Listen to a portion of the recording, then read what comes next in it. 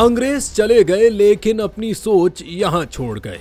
Modern बनने के चक्कर में लोगों ने अपनी पहचान ही भुला दी। कराची के रेस्टोरेंट में शहरी को शलवार कमीज पहनने की वजह से दाखिले से रोक दिया गया। वेस्टर्न कल्चर से मुतासिर रेस्टोरेंट इंतजामिया ने शलवार कमीज को चीप ड्रेस करार दिया। कराची में शहरी को शलवार कमीज पहनने पर एक निजी रेस्टोरेंट में दाखिले से रोक दिया गया, जिस पर शहरी ने कंज्यूमर कोर्ट से रुजू कर लिया है। दरखास्त गुजार अब्दुल लतीफ एडवोकेट के मुताबिक वो एक निजी रेस्टोरेंट में खाने के लिए पहुंचा, ताहम वहां मौजूद वेटर ने उन्हें रोक दिया। बादशाह रेस्टोरेंट मैनेजर ने शलवार कमीज को चीप ड्रेसिंग करार देते हुए दाखिले से इनकार कर दिया।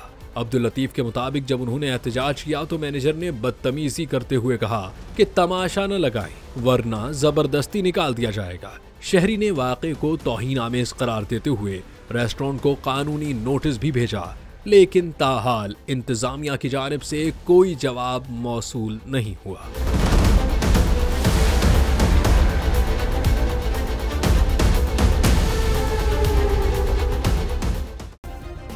सब्सक्राइब करें और बेल दबाएं ताकि कोई खबर रह न जाए।